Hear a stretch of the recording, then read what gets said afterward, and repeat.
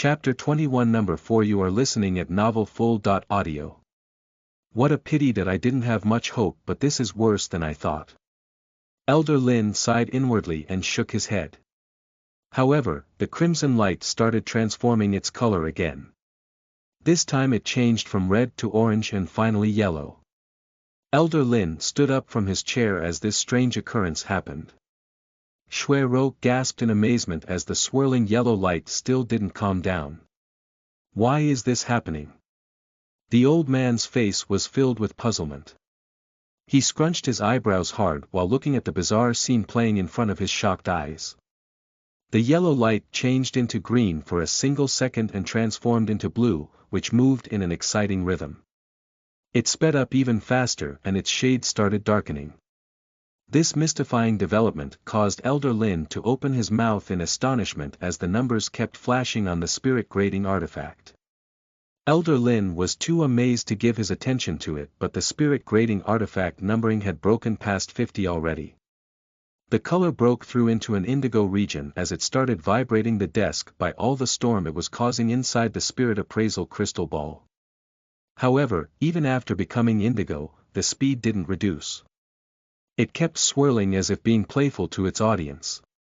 The old man had his mind blown away by this ongoing incident, but what happened next caused him to fall on his buttock to his chair again. The indigo color changed into violet and kept darkening. Hey, Nova, stop being mischievous.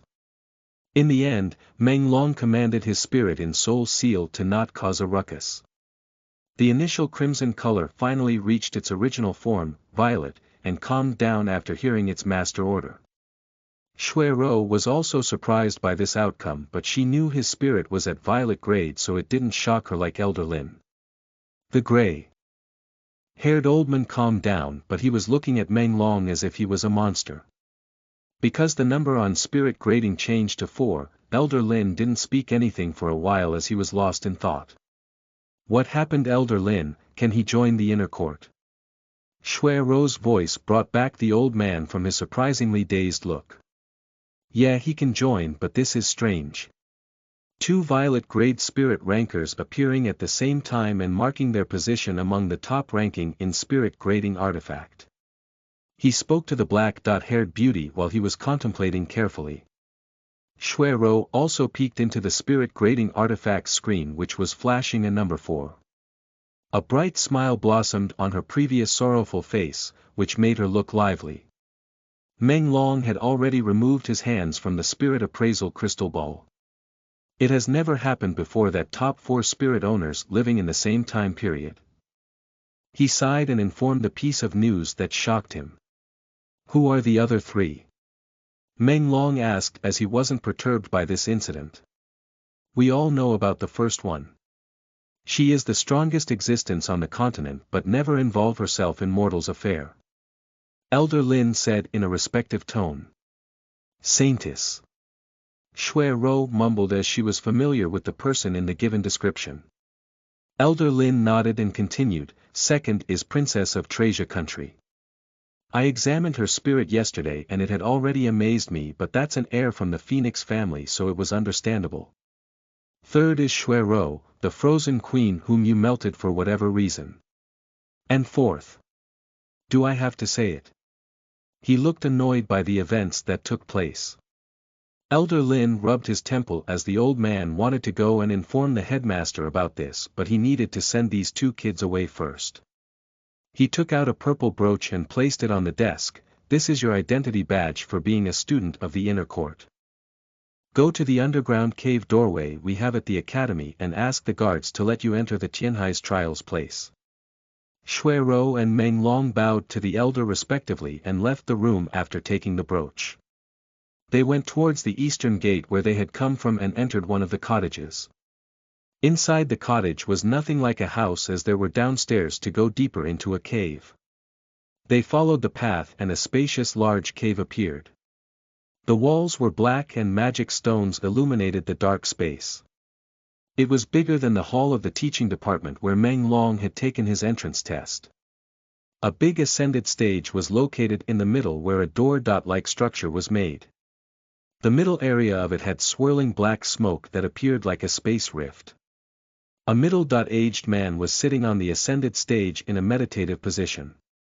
When Shui Rou and company entered the cave, he opened his eyes.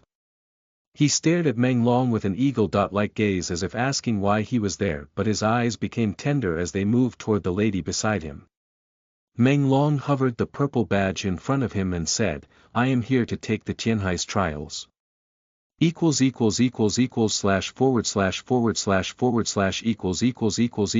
Snow note, that was just a cliffhanger. ______________________ Please vote with Power Stones to support this book. The more, the better. Like it. Add to the library. Edited by The White Snow. Chapter 22 Beauty in the Tianhai's Trial. You are listening at novelfull.audio. Oh boy, you should hurry and go there soon. You're late for the trial. The middle-aged man said in a concerned voice and allowed him to proceed. Seeing the black-haired beauty beside him caused him to treat Meng Long well, as the man wanted to have a good impression of the girl. Shui Rou turned towards Meng Long and whispered to him, "Only the participants are allowed there, so I cannot go with you. Come back home when you're done. Good luck." The boy nodded and climbed up the ascended platform. He walked towards the doorway as darkness invaded his eyes. Meng Long felt coldness slightly enveloping his entire body, but this sensation didn't last long. A bright light blinded his visions and the surrounding cave changed into a blue sky.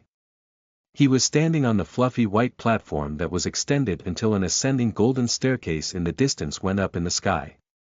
There was white fog swirling around him, making it a strange place. Meng Long inspected his new location to discover the ground beneath him was transparent white. The grassland beneath this white platform appears to be too distant. Am I standing on the clouds? But this seems to be an artificial one. He didn't contemplate much on his calculative thoughts and decided to approach the golden stairs that were visible to him from his location.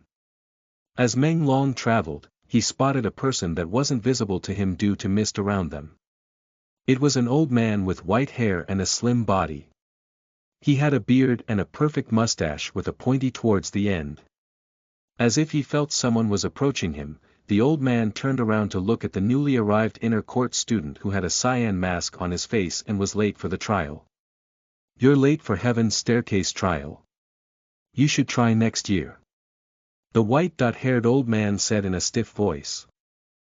"What if I join now?" Meng Long asked while looking at the ascending golden stairs a few meters away from them. "Don't be arrogant, boy. Those who are participating in this Tianhai's trial are mostly your seniors, except one person, and they are already about to complete the 500th step of Heaven's Staircase to reach the top platform. There is no way you can catch any of them while you're 500 steps behind.